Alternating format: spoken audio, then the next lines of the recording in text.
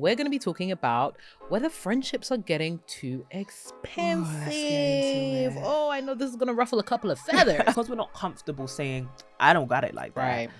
You think you're the only one who doesn't have it. Sometimes money can feel like a very masculine thing to talk about. It's nice to do luxury with your girls, right? It's nice to see you all successful at the same time, but sometimes it doesn't happen at the same time. This is it. Everybody on Twitter or X is making six figures. Apparently. Everybody on Instagram has got a beautiful home. Allegedly. Everybody, allegedly, some of these people are scammers. Okay, we couldn't go to Hakkasan for my birthday. That doesn't make the friendship though. And it's overpriced. Do you get me?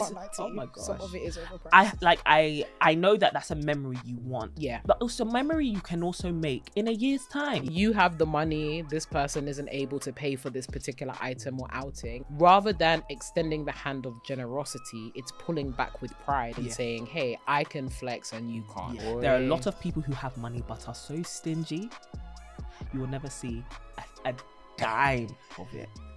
Unless it's of use to them.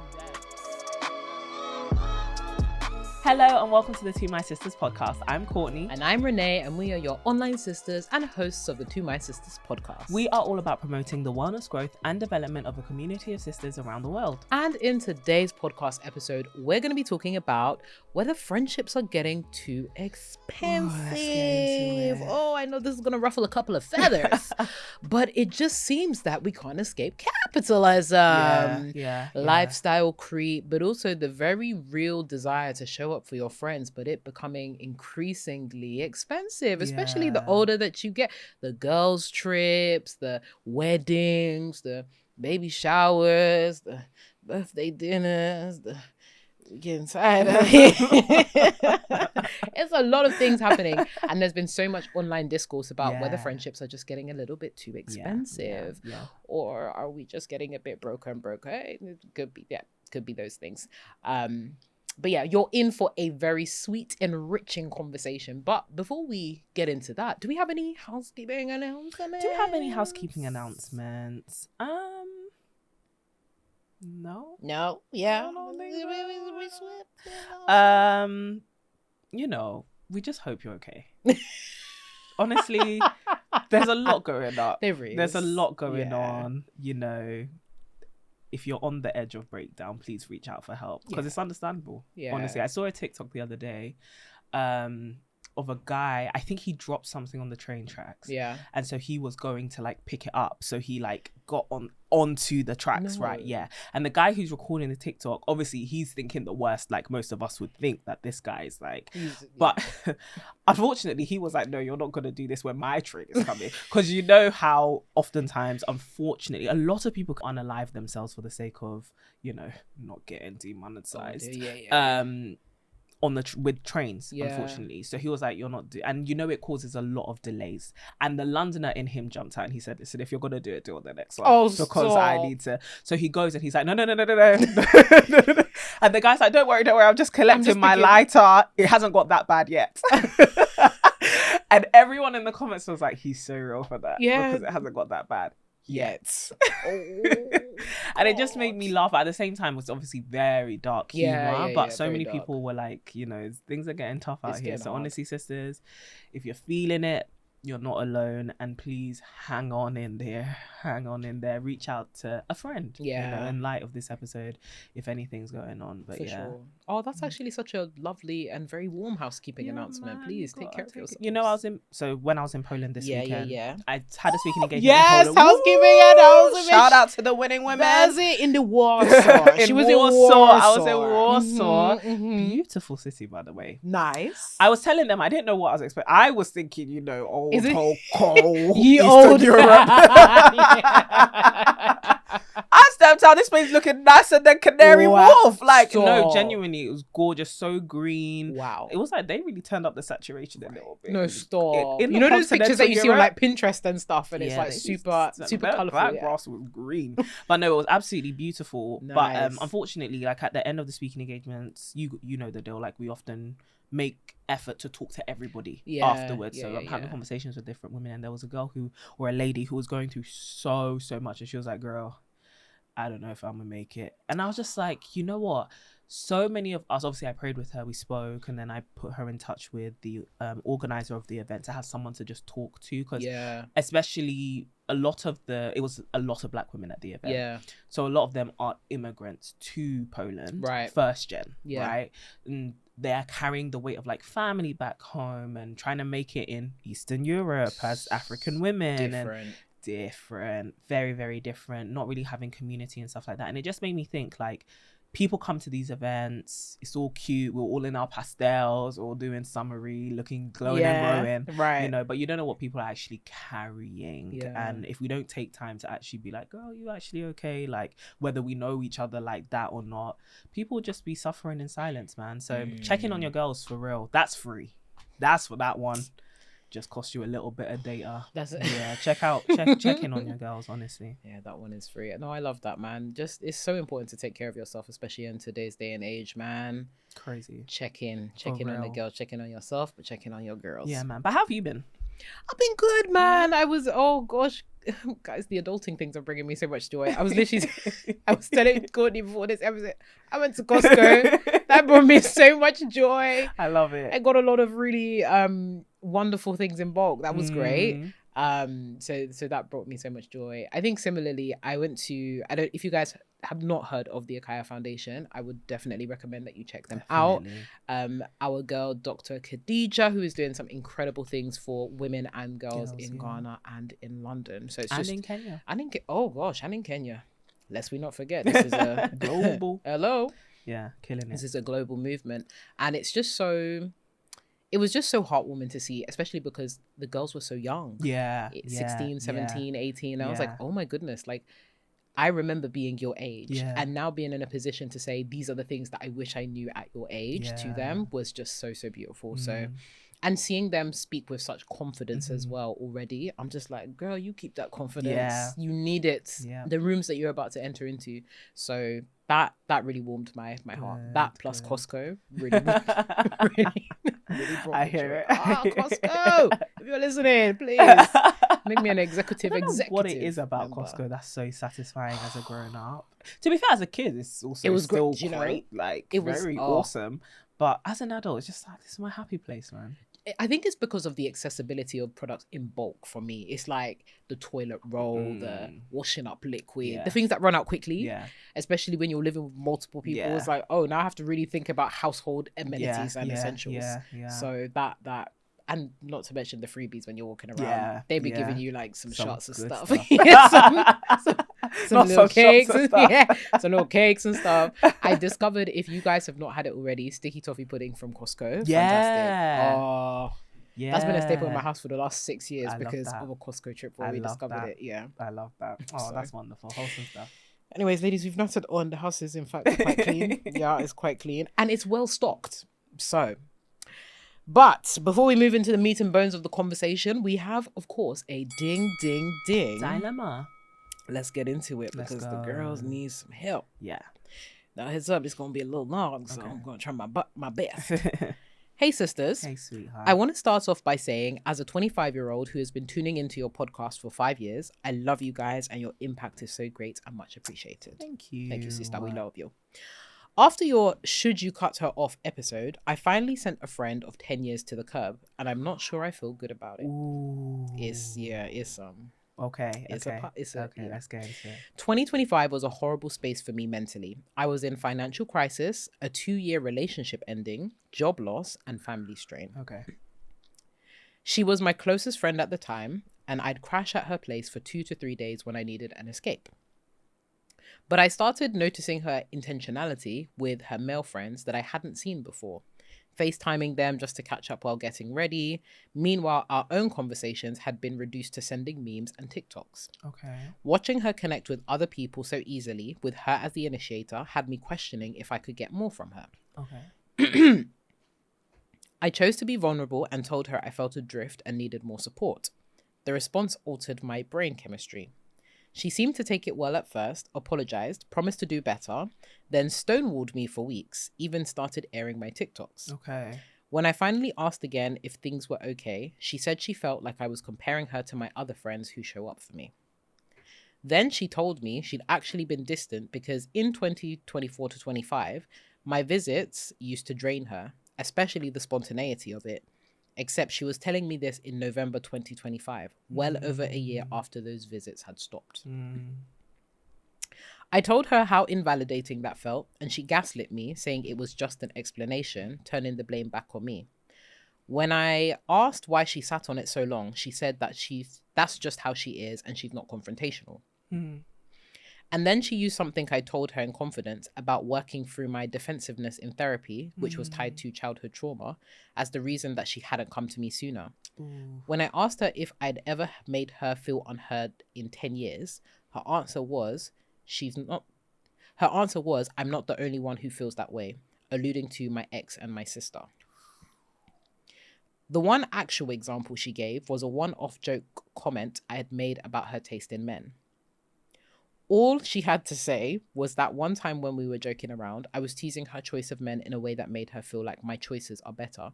For context, due to my upbringing, opposite from hers, my father was the provider and I expect the same standards within guys I date. It's not the same for her since her mum is the breadwinner. Well, obviously, this was a one-off lighthearted conversation and I was offended that this was the example that she gave.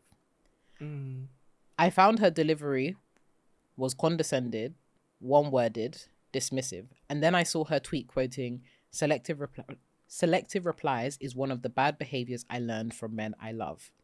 I wasn't going into that conversation trying to cut her off. Her response made me feel like I had to, but I still wonder sometimes, could I have afforded her more grace? What do you sisters think? Boy, what a dilemma. Girl, let me know if you want me to read anything back. No, because that's a movie. It's a lot. First of all, thank you for sending your dilemma. I think this type of dilemma is actually really great because it shows the complexities of female friendships. Agreed. There are a lot of layers here. Obviously, it's historic. It's been piling up for what sounds like 2-3 years, right? Lord. Now, to give a summary and to answer your last question, could I have afforded her more grace? Yes. I genuinely think you could have. And I say that because I understand where you are coming from. And I also understand where your friend is coming from. And I think these are the types of tensions that sometimes we experience that make us grow as people. Because both of you definitely had some growing to do. And this conversation could have prompted that. But I think it's quite fresh. Yeah. Maybe you're both still in, or especially for you, you're in like a more maybe emotionally vulnerable state at the moment. Completely agree. And so it makes everything else quite tender, right? Everything else feels like, whoa, you really coming for me. Because your heart is already in such a tender place, a vulnerable place because of everything that's happening around you. So I understand how you giving her the feedback and then her giving you an explanation made it seem like she was gaslighting you.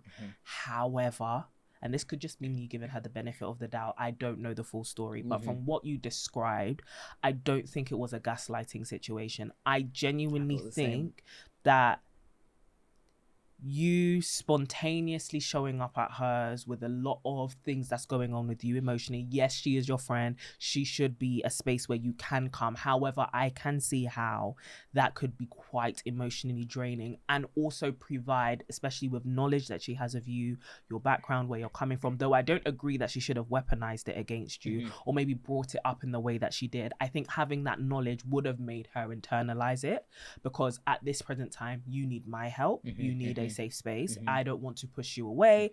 And so I'm not going to bring up that felt like a huge load on me spontaneously. So I understand where she's coming from. I think it's very mature of you to ask the question of, I've kind of let her go. I've kicked her to the curb, as you said, and I don't 100% feel comfortable with it. I think that is a great tension that could allow you to grow. I do think if you still value her as a person, the history that you have, I would reach out and be like, can we actually talk?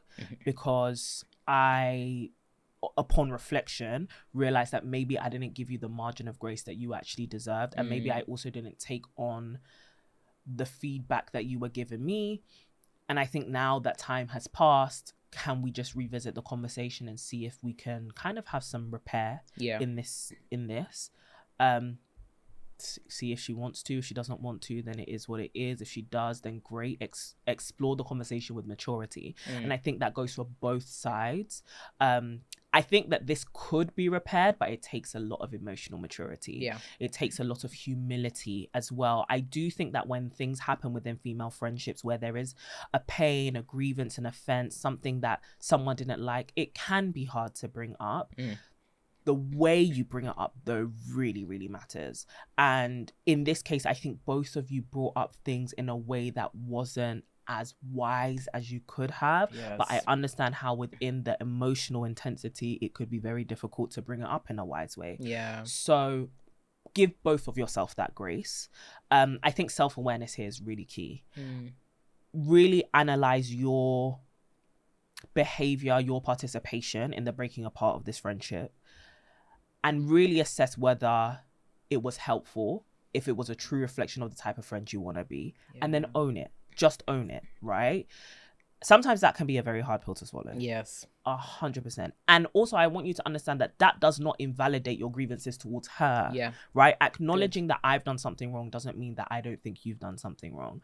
However, I can own my part. And hopefully your friend, it sounds like she's actually quite emotionally intelligent. Yeah, I agree. Hopefully your friend is also doing that on the other side of things. Even if she's not, it's not for you to bring it up. It's not, I've done the self-awareness thing, have you? Because that in itself is quite an attack. Do you know how funny that? Have you been doing it? That is quite an attack in itself. But all of that to say, if you can open a conversation again, I would. Because it sounds like you have a very beautiful thing that you had. For you to be able to show up to her house or show up in her space and be like, this is what I'm going through, and her support you with various things in your life, you be able to open up about therapy, your background, your parents. Yeah.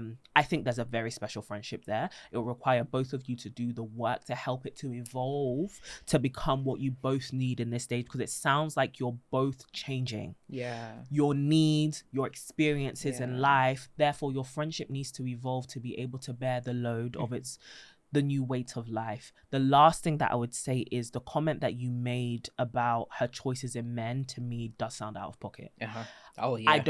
I get it. You can bring it up lightheartedly. Yeah. However, I guess it's the same way you're saying she weaponized her knowledge about, what you discussed in therapy or what you went through in your childhood against you. You're also weaponizing her experience of childhood and her mum being a breadwinner against her. Even if it's in a humorous way, I can understand how that could land on someone as you think you're better than me. And especially when it comes from a person who you are being an emotional support for, that can feel like a stab in the back. So I would own that, right? I know she brought it up and it's like, why are you bringing up what I did to you when I'm bringing up what you did to me? I completely understand that, but what she said sounds very valid as a grievance. Because I too would be looking at you like, oh, hello.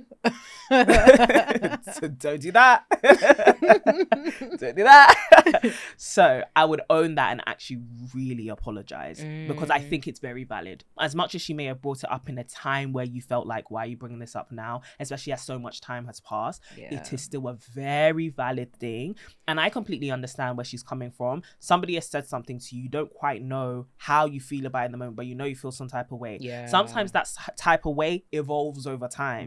And you've just hidden it, and now you can fully articulate what that thing in the back of your mind actually is. And so I would say, yes, you didn't give her enough grace, but I think both of you need to give each other grace, and I think you need to mature in the way you communicate. And so if you can reopen the communication, do, so that you could try and salvage this great friendship.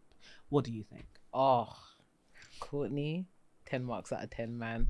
Because literally when I read that dilemma, I was like, I completely agree with everything that you said. Yeah, it's tough. From bottom to top, I love what you just said about the distinction between intention and harm. Yeah. You can have the best of intention, but you can still cause harm. And I think this dilemma typifies that completely. You can have the best of intentions towards your friend, and yet your actions can still cause harm. Somebody can have a grievance against you. I didn't mean it. Doesn't mean it didn't hurt. Just like you can step on somebody's foot. Oh, I didn't mean it. That still hurt. You hurt my pinky toe. And that stuff hurts. So I think it's, as you mentioned, owning the fact that you two were a problematic friend.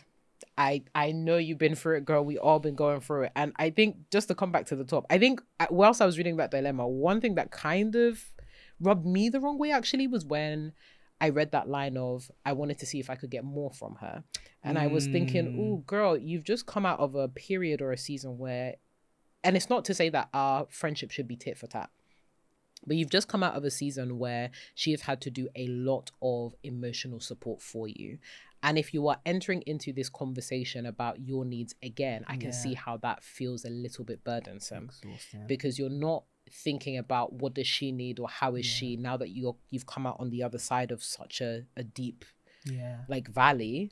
Is my friend okay? Because I realize I've drawn from this well quite a bit. Let me just check in and see how things are going. So I think part of the reason why this conversation that you guys had did not land well is because, as you mentioned, neither of you gave each other grace, but also the intention going into this conversation wasn't necessarily about, let me hear this person out. It was more so about, I need to air my grievances. I need something from you.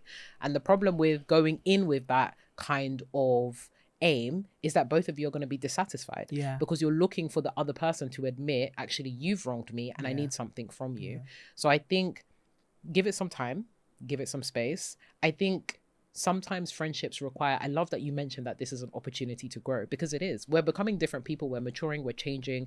This is actually a perfect example of the things that we go through as women, as people. The breakups, the financial difficulties, that I need to show up to your house right now.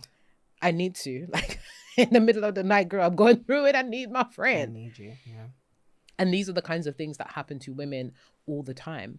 But how you then transition from that place whilst, like, also holding the tensions of life and holding the tensions and the realities that people can have multiple feelings that they need to process at once. That's actually life. And most of us think that when we cut somebody off, it's going to be a clean break. But usually the knife is serrated. There's going to be some jagged edges. And you can decide, is this something that I want to stitch up, or is this something, it's almost like this is my lifeline, because this cut wasn't clean off. There's still some attachments there that I need to either choose to sever completely or work on stitching back up. And I completely agree. I think this is a stitch up job. It's going to take some time, in the same way that a lot of things take healing, but your friendship will be better for it. Your friendship, and you will be better for it as well, because it will give you so much empathy, so much compassion, even amidst the difficulties of what you're experiencing, and you being able to properly see your friend as a full human being. Yes, you can support me. Yes, you are my friend, but you're also a person and a human that's going through it. And I think sometimes the familiarity, or when you're used to seeing your friend in this way, like, I can turn up to her house whenever and she's been supporting me through this darkest moment or whatnot, you can then become entitled to the different parts of her that you think you should be getting as a friend. And I think we should never feel entitled to our friends. Ever. Good. That's good. Just because you're familiar with that person doesn't mean that you are entitled to anything that they give you. So I think it's acknowledging how she's shown up for as a friend for you in this season. And if you also do want to access these other parts of friendship with her, you also have to be willing to address what are some of the friction points that are preventing you from getting that relationship with her, and vice versa. Sounds like your friend has actually been a good friend. Yeah, she says some wild out of pocket things. Both of you said some out of pocket. Come back inside the pocket. I've said some out of pocket things. But I completely agree. This isn't a clear cut, we're bouncing. This is, I think this can be repaired. And I think it's going to take some time and maybe several conversations. And I think maybe you need to take turns. Maybe it's one person is holding the fluffy animal at a time and you speak. And but really, I would think before you speak. Think about it. Really think about how this is going to come out. No, that's really important. Do you know what? As much as we always say our communication is such an important thing to develop, it's not just about being able to articulate yourself well, but understanding the impact of your words and trying to communicate that intention as best as you can, and really thinking about the other person. How do I deliver this in a way that I know they can understand that I still love them? You know, you don't have to communicate in a way whereby you've actually you've done more harm. All of these people that say, oh, I'm direct, that's who I am. Change your ways. Change your ways. It won't help you. So yeah, sis, it's a complex one, but I think, as you said so beautifully, this highlights the complexity of female friendships, especially as you get older, especially as life comes and really gives you boss. Like, you need to be able to be fortified, not just when things happen outside, but also when things happen to you guys within your relationship. So, sister, we're sending you lots of love. Please, it's time to go and do a stitch-up job. I don't know how good you are at sewing and stitching and stuff, but you better get better. And we're sending you so much love because you are coming out of a period where you've had a lot of things coming at you. And we pray that you are on the other side of it. And we're really, really praying, hoping, and standing in agreement with you for a transformed experience, a transformed reality, because these kind of things make it so difficult for us to show up as a good friend, as a good person. You know, some of the difficulties that you mentioned, so many women have gone through that kind of season of battering, and we just pray that you have come out even shinier and better. And hot. And oh girl, we're sending so much love. And sisters, please, if you're listening to this or watching this on the YouTubes, drop a comment of encouragement to our sister, because we all need it, in fact. And some advice as well as to how you have navigated some of the complexity of your female friendships. I just wanted to add one last thing as well. Yes, please. Also, once you bring it up, if she's not interested in the friendship being repaired, take it. Just take it as it is. I think as well with this, it can go two ways. Like, as much as we think it's salvageable and you want it to be saved, I think it kind of touches on that need thing that you were pointing on. Just because you want it doesn't mean she will. True. And so accept it if she doesn't, and take this as a learning and a lesson for your other friendships and your next friendships to come. This has really exposed something about you and how you interact in relationships. And it's not 100% bad. It just needs refinement. So just take it as feedback for you. Like, okay, this didn't go too well. I'm going to take all my data from this situation, and hopefully the next one or my current others will be better and helped by it. So yeah, just wanted to add that as well, because it's not guaranteed. Very good. You're not entitled to anybody's restored relationship. Well, I think that lays fertile ground out for, I'm trying to diversify my segues a little bit, you know. Fair enough. I like fertile ground. This is it reminds me of that song that's like, this is holy ground. Anyway, sing it, Renee. Anyways, into the conversation. So friendships becoming more expensive. So I guess to add a little bit of context to this conversation, there's been just a lot of internet content, discourse, all the things about classic female friendship bust-ups. Over, because that's what they've been. Bust-ups because people have been fighting. Guys, we need to stop fighting on the internet. It's not good. It's really not good for your digital footprint. But we have been seeing some literal scraps over things like the birthday dinners, over things like the girls' trips, quite expensive escapades within the context of friendship. And I actually wanted to start this conversation, let's zoom back a little bit. Why, for a lot of people, can finances be an awkward thing to talk about in friendship? Because I mean, we've had conversations about this like a number of times, but it seems that the general consensus, not just in friendships, but particularly in friendships, it can be a really awkward thing to talk about finances, to talk about how much you earn, how much you have, how much you can spend. So talk to me about the current climate of this almost shadiness when it comes to finances within female friendships. That is a really good question. I think we have to zoom out a bit from this, because it's not just within the context of female friendships. It is in the context of womanhood.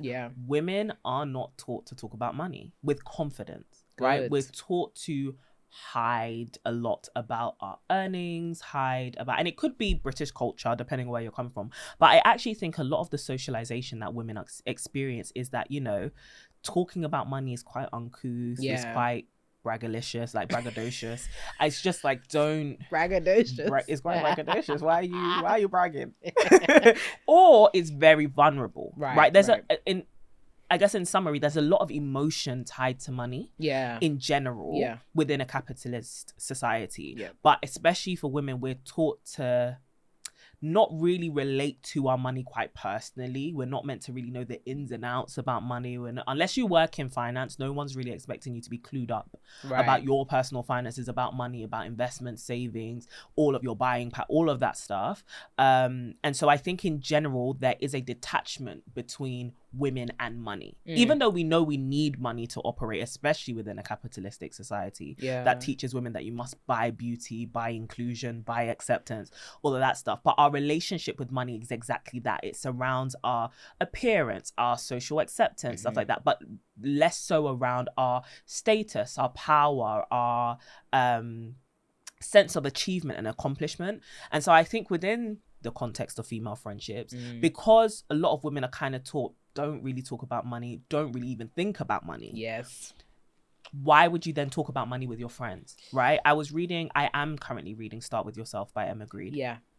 And it's taken me a while to read that book because I've just been picking it up, putting it down. But anyway, she was talking about how, you know, she doesn't have a lot of female friends who she can talk to about money. She sits down with her guy friends or her husband's friends or, you know, investors and stuff, and most of them are men, and they're talking about investments and what they're buying, what they're selling, you know, how they're making money. And then she talks to her, you know, friends about, you know, what's your investment portfolio looking like? And they're like, you know, I don't deal with that stuff. I leave it to my accountant. Or she writes about how they just go quiet, you know, like it's not appropriate to talk about those things over brunch or whatever. And she's just like, listen, the guys are going to the golf course and talking about portfolios and 401ks and all of this stuff. And I think it's like that within female friendships because women are not taught to talk about money. It's then hard to talk about money in the company of women because I'm the one, like, in a lot of my friendship groups who likes to talk about money, right? I think it's important for women to have confidence around money. I talk to women about money all the time. But it can be hard to know whether people will feel some type of way if you bring it up because we're taught that money is a very private thing. And like I said, women aren't really meant to talk about money like that. It seems quite masculine or quite, it's just too much. It's just too much. And so I think that's why within the friendship context, women don't bring up money because you don't know how people will react. But also you yourself may not be comfortable with the topic. I also think there's an extra layer to it, going back to that thing I said about the emotions that are tied to money. Yes. But I think it's more than just emotions, but it's emotions that are tied to identity. So it's emotions like shame, emotions like I'm behind, emotions that are really rooted in comparison, right? That can come up. You feel like maybe you're less valuable than your friends, or maybe you feel quite embarrassed about the fact that maybe your friends suggest let's go to Mykonos, do you get what I mean, this summer, and you're like, I have not got 2 pennies to rub together. I couldn't even get to the airport, let alone to Greece. Time by you in the year you're asking me to for go these things. Do you get what I mean?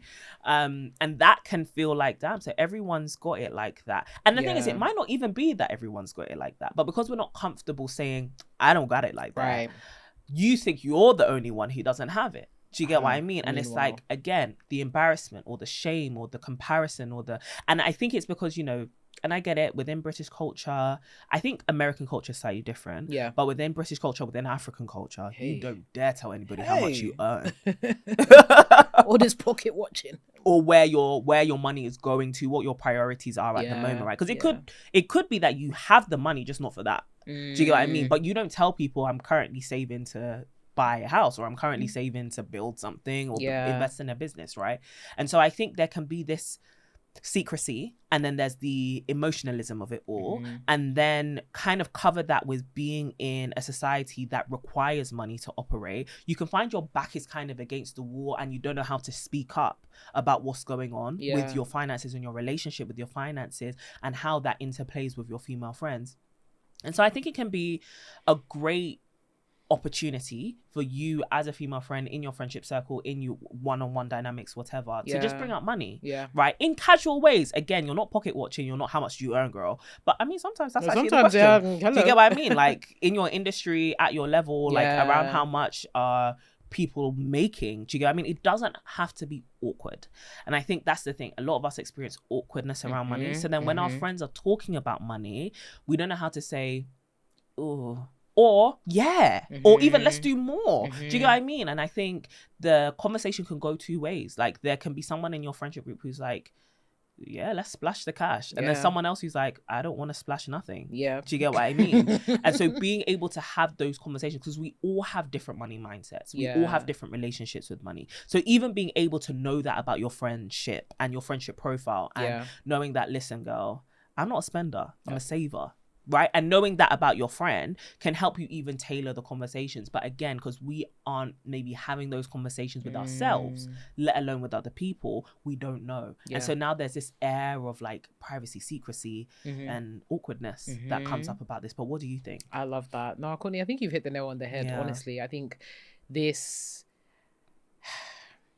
fact that women are not taught to talk about money. They're not taught. I mean, for the longest of periods, we've not been taught on how to maximize money, how to earn money, how to keep money, all the things that are so important for financial expediency. I think a lot of women don't have experience with. And so the confidence makes it very difficult for them to have any kind of conversation around money at all. Absolutely. Let alone spend it. Are you advocating for yourself in the workplace and asking for what you're worth? Are you asking, even the conversation around salaries, I'll be asking within reason, like, hey, you know, what's the top of this band? Or, you know, what is normal for this particular role? Or even as an entrepreneur, it's like, okay, what are the kind of financial benchmarks? Am I even paying myself? I think even when we think about the sectors and the industries that women tend to be in as well, very mission driven, social impact, very much you know, vocational, volunteer led. Volunteering going to pay the bills, you know? So I think it really is a structural deficit that women have not been taught to think about money for themselves.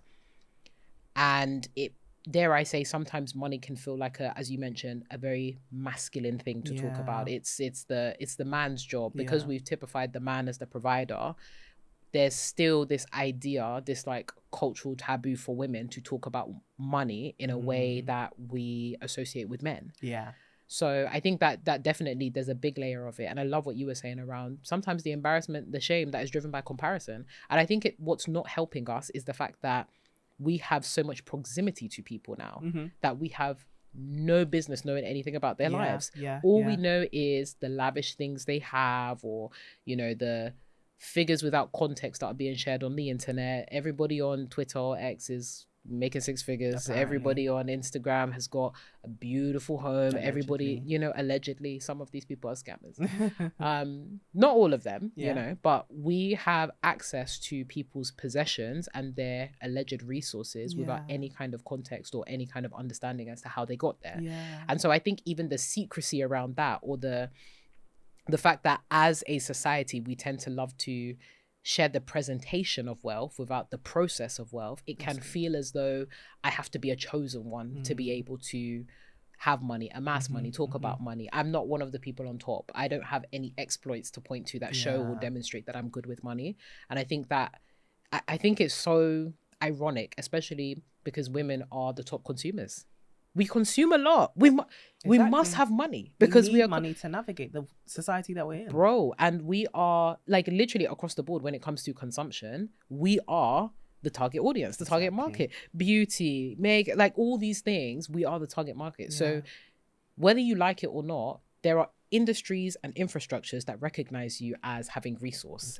And yet the privacy, the secrecy can sometimes not help us at all.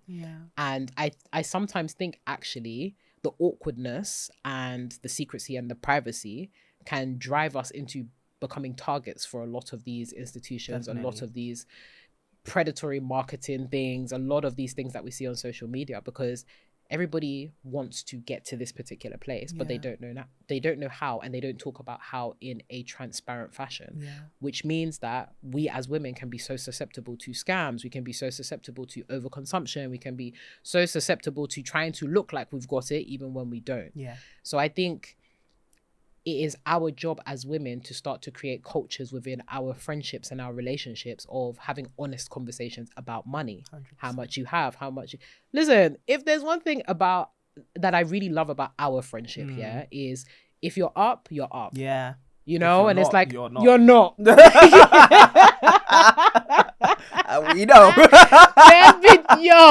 We know. Bruh. And I'm like, why are you guys so ashamed to say that you're broke? it's a tough economy, you know. Let me tell you, I'm even prideful to come and say I've been broke. You know when you have no money in your bank account, actually no money. Real. That even the bank will be letting you know, hello, you're insufficient funds. Why is everyone acting like your card ain't declined before?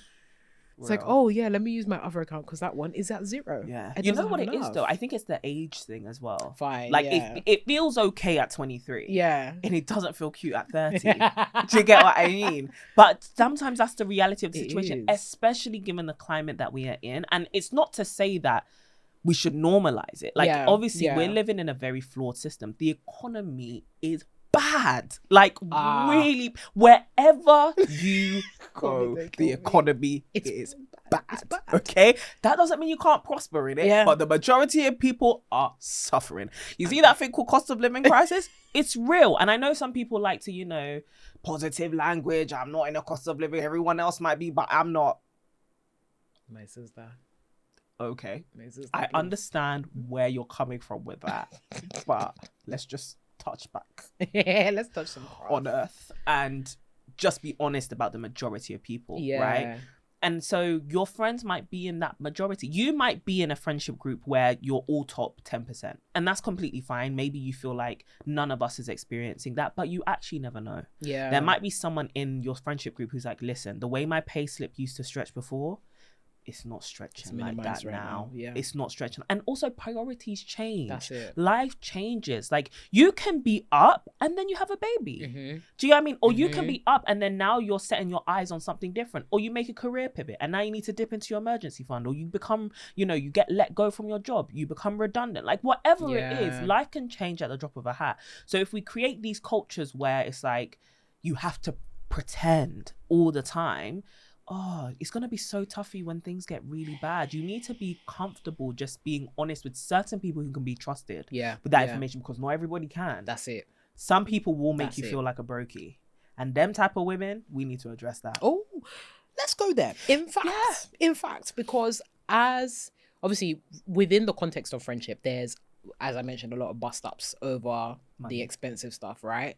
And initially I wanted to go down the route discussing the different things and the various events and escapades that can cause those kind of bust-ups. But I think it's actually important that we address the caricatures or the types of women that we come across according to their bank balance, but also their character traits. So let's actually start with the woman who makes you feel like a brokey. She's always traveling. She's always outside. She wants to go and do all the expensive things and brunches, which isn't a bad thing in of itself. Exactly. I think that's important to note. But there's also the type of woman that does that, but then also makes you feel some type of way because you can't afford that. So talk to me about her. I think it's tough. I think the actual lifestyle in itself, or what you are able to do, I don't think that should ever be problematized. Right. Like, you know, if your friend is going through maybe tough financial times, they shouldn't necessarily maybe project their frustrations or their own anxieties onto you when you are living in the freedom that you may have financially, right? But I do think there is a level of empathy and compassion that you should have, especially when you're in friendship with somebody, which is that, girl, I can completely understand your situation and I'm really sorry that you're in it, and I won't push your back against the wall, and I will provide understanding and compassion and empathy. Even if it doesn't mean I will stop, I won't pressure you to start. Do you get what I mean? I think that at least can be the baseline. Like, okay, back to that Mykonos thing, right? You just very, you know, vulnerably and, you know, bravely say, I don't have the money to go. Like, I'll just be honest. There shouldn't be a, how can you not have the money to go? Like, it's just making us just. Hold up. Do you get what I mean? Like, I know some women who fly first class everywhere. They have 6-figure salary jobs, and still there are some trips that they're like, girl, I don't have it. I'm not doing that. I don't have it. I am not doing that. It's not worth the money to me, or I've got other responsibilities at other places. Like, I'm not going to be able to make it, right? And I think it's having that culture within your friendship that is, I will never shame you.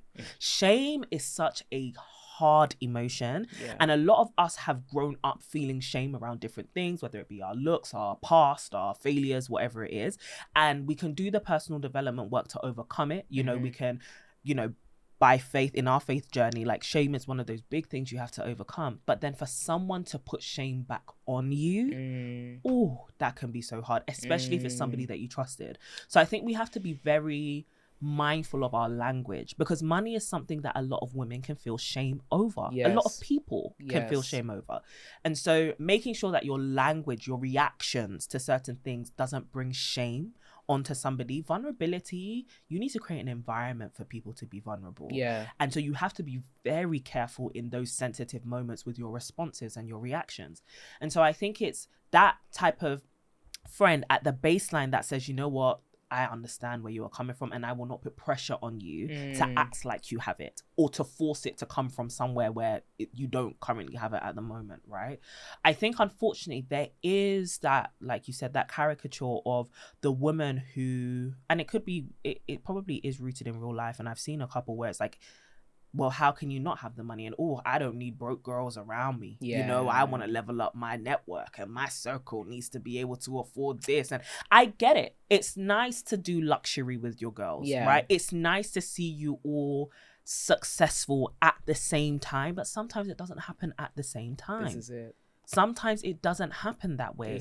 And so I think within our friendships, we should have compassion. But I think the level up from that is a level of generosity, right? Which is, well, girl, I'll pay for it. Or I'll give you some of it. In a way that doesn't feel patronizing, but genuinely feels like a helping hand. And be open to hear, no, thank you. You know, it just is what it is. Or if somebody is struggling with their day-to-day life, help. Don't make them feel bad for the fact that it's tough to pay rent at the moment. Brother. No, if I've got it, you've got it too. Do you know what I mean? Obviously, give with wisdom, be generous with wisdom, and only give, I believe, only give what you can afford to lose if somebody can't give it back to you.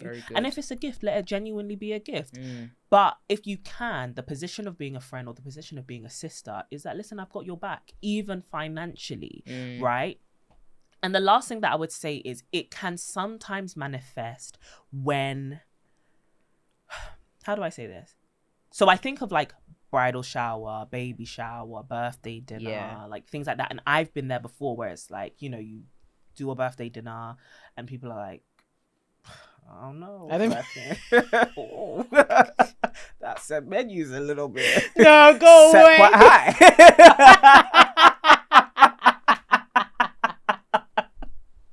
Just being honest with you.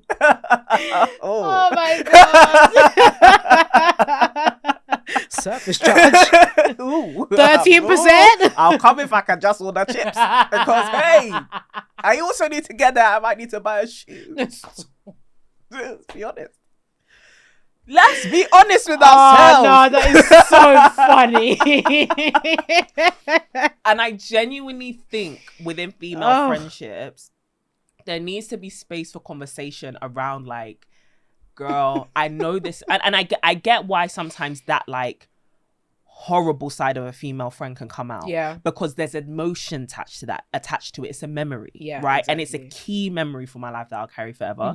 And so hearing you say I can't afford it is almost like I'm hearing you say I'm not worth it. Right. So I understand where the emotion comes from. However, I think maturity says you can maybe not afford it, but it's not because you don't think this memory is worth it. It's because you genuinely don't have it. So let me create another opportunity where we can make this memory, because it's actually the memory that's valuable versus the actual payment of the gift or whatever it is. Do you get what I mean? So let me create another space where maybe I can still do the thing that I really want to do, right? That maybe I can afford, but maybe you guys can't. But at the same time, I'm going to create a space where we can do the memories, or we can do something which is accessible to all of us. And so I think that side of a girl can come out when it's like, oh my gosh, like, what do you mean you can't pay £500 for my hen do? Do you get what I mean? It's like, let's just claw things back. Just a bit, and just put yourself in my shoe. God. Not even both shoes, just my one shoe. Just put yourself in my one shoe. I try to understand, which I can't afford at this point in time.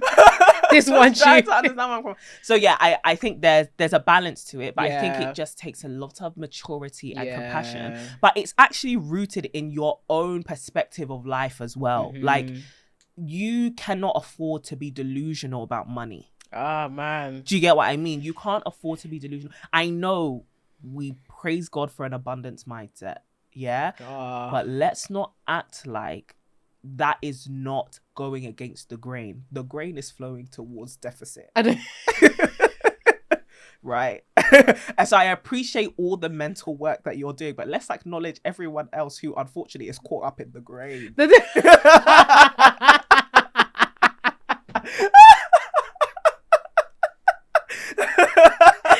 I actually hate that you're funny on this. But you get what I'm saying? Do you actually get where I'm coming from? From set menu, it's just set a bit too high. To everybody is going with the grain. Everyone is going with the grain. That's gonna be my new. I don't have money, baby. I'm going with the grain. You see them statistics? Oh, one. I'm one. I'm part of the 99. I'm in the number. You're in the top one. I'm in the Let's bottom actually 99. come up with some creative ways to say I am broke at the moment. I don't have it. I'm working towards the deficit. I'm working towards it. Do you know how funny that is? No, but it's true. No, but I think you've highlighted such an important thing, right? And it is making sure that we are empathetic towards our friends, irrespective of where we are. And I love that you mentioned generosity, because I do think that as women, we need to be generous to other women, your friends. And I love that you said, if I have it, you have it too. Because I do think that there's an element of comparison and an element of pride that can come in when you think you have more resources than your friends, right?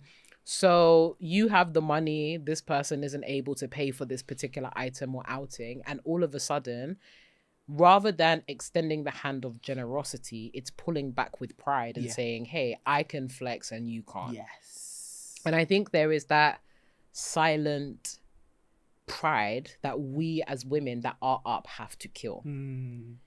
Because it feels almost like we're participating in patriarchy. Absolutely. That is what patriarchy does. Absolutely. It pits us against each other. And heaven forbid that it's through pocket watching and these experiences and these material things that we are seeing our fellow sisters as less than.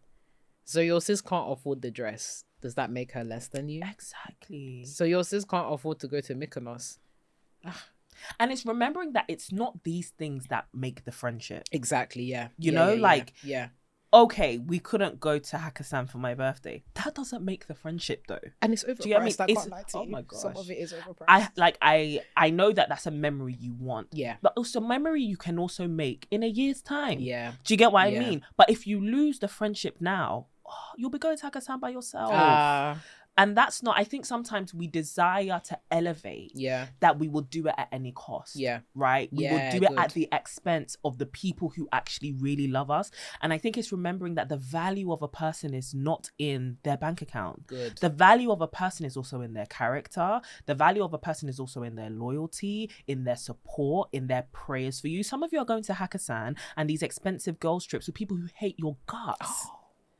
Yes, you have nice pictures with each other, but they would sell you for 10 pence.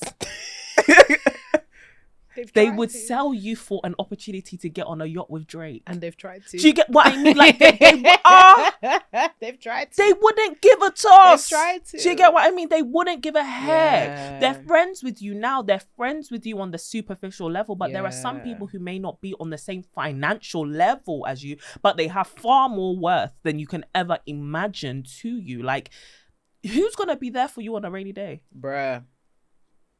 Who's actually going to be there? And it could be the people who have money, because let's not make it seem like you can't have money and character at the same time. You could definitely have both. But to discard a person of character because they don't make a certain level of money, you're bluffing about your life. You're bluffing about your life. Money can't save you from everything, bro. Money cannot save you from everything. Sweetheart. And it's not even just that money can't save you from everything. Just because a person has money doesn't mean they're generous enough to give it to you.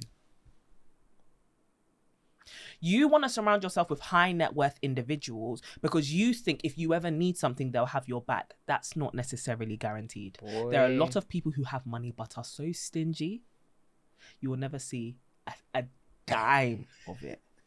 Unless it's of use to them. They'll even be asking you back for the money. Thank you so much. But then you have a friend who maybe makes a very modest salary, but she'll take you in her house if you ever need help. She'll give you the last of what she has. She'll share it with you. Those are not friends you just discard because they can't go with you to Santorini. Let's remember what a friend actually is. Yeah? Let's remember what a friend actually is. There's a network. There's an acquaintance. There's a colleague. There are investors. There are sponsors. There are mentors. If that's all you are looking for, say that. Bro, that was so Guardian. Colleague. There's a peer. There's all of these different things. Different relationship all of classmates. So many different categories we can put people in. But so friend, funny. Let's analyze our qualifications for friend. Good. Right? And let's not put their money level at the top. Now, obviously, sometimes I think people associate a low income level with a type of mindset. So I'm not saying surround yourself with people who will resent you for having financial means. Yeah. Or surround yourself with people who will tell you why are you spending money doing all of these experiences or investing in this? It's not worth it. It's not worth it. Yeah. No. But there is a level of wisdom someone can have, financial knowledge someone can have, and them still not be a 6-figure earner, or them still not see a luxury holiday or, you know, a bridal party that costs a bajillion pounds as worth it. Do you get what I mean? They might even have it, but to them that's not worth it, right? But that shouldn't be something that makes you disqualify someone who truly loves you, right? And I also think on the flip Come side on now, of that, though, there is a level of us having to remember that sometimes friendship does come with monetary sacrifice. It does, yeah. I'm not going to lie. Go get your peas up. We are living in a capitalist world, which means that unfortunately, having fun with each other costs money. It does. From the time you are 12 and you want to go to City World or you want to go to View and watch a film and you see the price of that's when I first got introduced to capitalism. Oh, come on, film, £12 to just observe the screen. For a child. And then I need to buy popcorn? Bro. That's what taught people to lie and so still much. actually Get around system. Because you think I was buying that popcorn. Thank you so much. We're going to Morrison and buying £1 popcorn. It was even 80p back then. Bringing in them big rocks thinking no one's going to realise. God forbid if you go to the City World in Eiffel Tower and they tell you to open your bag. Is it because I'm a youth? It's because you're black, actually. So even it's because you're black. Where's your profiling? Anyways, shout out to City World. But yeah, I think it's remembering that like sometimes within our friendship, some things are going to cost us money because we live in a capitalist world. Even if I say I'll just come and link you at your house, it's going to cost me £10 to get there and back. It is. Do you get what I mean? Like, let's just be real. And so there needs to be that in your mindset that if your friendship is going to have some lifestyle elements to them, alongside the emotional and all of that stuff, then you're gonna need to set some money aside and have some money available for those lifestyle elements. It just is what it is. Now, I don't think people should take advantage of that. I don't think people should be unreasonable, but I also don't think that we should make people feel bad for suggesting things which require some money. Yes. Which is why this is more of a systemic thing, right? It needs to be within a culture where you can say, I don't have it, a culture where you feel free enough to ask if people do have it, a culture where you also discuss how we can make more. Yes. Do you get what I mean? Yeah. And whether also that's something that people desire. Yeah. Right? Some friends don't want to go to these nice places with people. They want to save it to go with their man. Now, do I agree with it? Well, you know. Yeah. Or some people just want to go. I'm not the biggest fan of a girl's trip, right? With friends. I'm not gonna lie. I hear it. You know, I just get a bit. I want to go home now. But you know what, though? Even with the girls' trip, I think it just depends on the culture of your friendship, right? And also, again, the openness. The openness to just say, I'm going to come because I love you guys. Yeah. But I'm just going to see you once a day. Okay. One touch point. Yeah, please. And then I'm going to go. And you should leave me alone. Do you get what I mean? Yeah. And if I wander off, don't worry. I'm not lost. I'm fine. I'm just overstimulated. But you know those people there that are like, oh yeah, we're doing a trip, so we're going to be and here's the itinerary. We wake up at 5 a.m. and then we get the coach to, hey! Let me tell you something, I won't be there. You know where you lost me, You'll be doing register. I'll be asleep. There's no way. I'm not paying for that. Unless it really means something. Yeah. No, we'll before people think I'm evil. No, 100%. No, 100%. We will be there. We will be there, but also know that when I'm there, my eye might be closed. I think I might be in the back of that coach. Mouth is wide. Head is knocked back. I'm just doing this because I love you. But genuinely, I think it's an ecosystem. You create this culture within 100%. Friendship that's built on this foundation of just love and compassion and understanding and maturity. Sorry if I'm a bit nasally, by the way. The aircon is on max. No, I was thinking that I was going to mention it afterwards. On max. It's good. Oh no, I'm going to need you to turn it down. It's good. But yeah, all that to say, I think that when we do have these conversations, it needs to be approached with maturity. And I understand sometimes we're just not mature enough to have these conversations. It's not a bad thing. Sometimes we're just very young. Yeah. You might be 21 listening to this and you want to do a trip to Morocco for your 21st. Understand that some of your friends are in overdraft. And also be sharing some tips. What do you work at at 21? You be making them big bucks. What do you work as? And also give people enough heads up, man.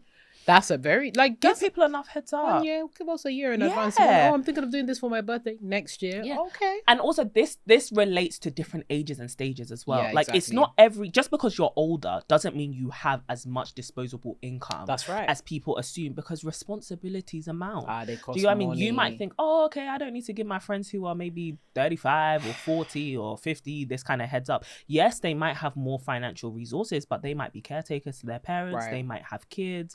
They might have, projects that they're trying to support, things like that. So it's just, again, open conversations, respect. It's just respect, open, transparency. I think also an element of vulnerability that is saying how much it means to you as well. Because sometimes people don't share that part, but they get very upset. Yeah, and it's like, I didn't know this meant this much to you. So really next time also just say, it would actually really mean a lot to me. I've had a hard year, or maybe there isn't even a reason. It would really mean a lot to me if you guys showed up for this. Yeah. I would completely understand if you can't, but I'm just saying, it would really mean the world to me if you did. Just be vulnerable enough to say it. Yeah, those are my thoughts.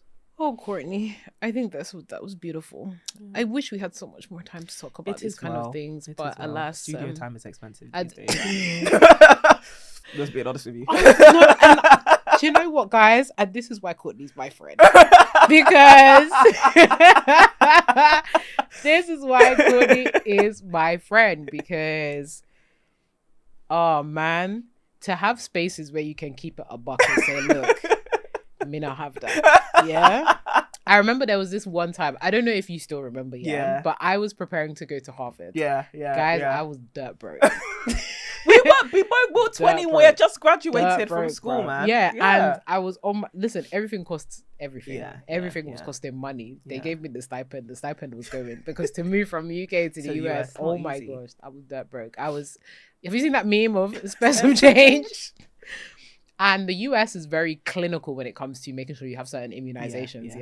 Guys, I did not have any money, and on the NHS, they said we can't give this one. This one is not free. This one is not free. I had to go to one private clinic. I remember Courtney Place. I do remember that. I was like, Courtney, I need to get the hepatitis something vaccine. And I need to get it now. I ain't got nothing. I ain't got no house. Mind you, at that time, because they had confirmed something for me late, so I didn't actually have a place to live. I didn't have any housing, and all of my money was going towards trying to find housing. But being able to have a friend to just be like, hello, SOS, please, I need to go to this private Harley Street clinic to go and get my hepatitis something vaccination. Proved to me, I was like, no, this is somebody that I can depend on, but also I can be honest with. It's the honesty and the fact that has rung true throughout all of the ages and will continue to, because dude, we go through our ups and downs. There will be times where you're up, we outside, we go into Duck and Waffle and stuff. I still remember that time that we we went to Duck and Waffle for the first you're time. Lucky if you catch us at Chicken and Chips. And it might be 4 weeks instead of 6 depending on where we are. Bro, when we were up for the first time, yeah. And the responsibilities Fam. came. Chai. We Now went I to go and understand have- why your parents would say, I don't have the Fam, money for they don't- it. That's stupid thing. You're asking me, I don't have the money for it. Bro, we were eating. Oh, let me get the age steak. Yeah. The age steak. Hey! I don't want the young And steak. then you're having Age. desserts. Bro. Everything. Now it's either that or council tax. Oh. Your money can change you. But make sure that your friendships don't, because, bro.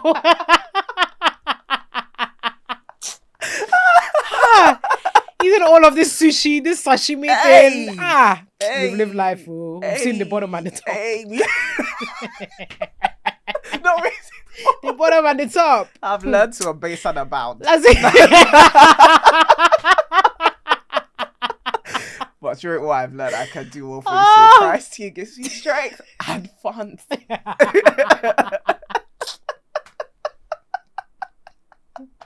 Hey, I'm telling you. Sorry, don't kill me. This has been so funny.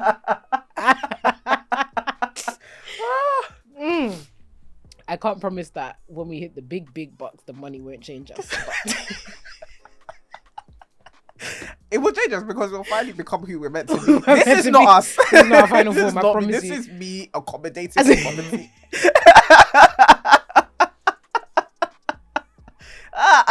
No. Please, as you see us, so the money will change us. This is the beginning of the story. As in, so sisters, please, we would love to hear your thoughts on this conversation. Are your friendships getting too expensive? How are you feeling about them?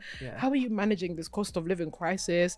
What are some of your top tips on talking about money with your sisters? Big one. Because we really need to be talking about the monies, you know. Yeah. If you haven't already, go and listen to our conversation with the lovely Benedicta. If you want to have a first kind of, in fact, use that as a conversation starter for some of your conversations with your sisters, actually.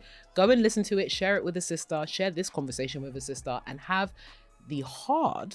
Well, you know what? It doesn't even have to be hard. Just tell me what you think, girl. Like, you saving up for your pension? How much you trying to save? Like, is there anything I can support you with financially? These are the kind of conversations that help us to build that kind of culture. So make sure you drop it like it's hot. And whilst you are dropping it like it's hot, why don't you stick around for a while so we can become friends too? Yeah, we're on the way to 100,000 subscribers. So please make sure you subscribe to our YouTube channel. And if you're listening here on Spotify, make sure that you rate us 5 stars. Does it. And follow us on all of our social media platforms at To My Sisterhood, pretty much everywhere. Come and follow my wonderful, amazing, and very honest and open friend at City Boshing. That's me. And make sure you follow her on YouTube as well, because if you want to be learning how to communicate that stuff that we was talking about, and also just gisting with a good friend whilst you're waiting for your real friends to come. Courtney's your girl. And of course, come and follow me over at Renee Imavital. And subscribe to her Substack. Well, it's been great. We'll see you in our next episode. As always, keep growing and growing.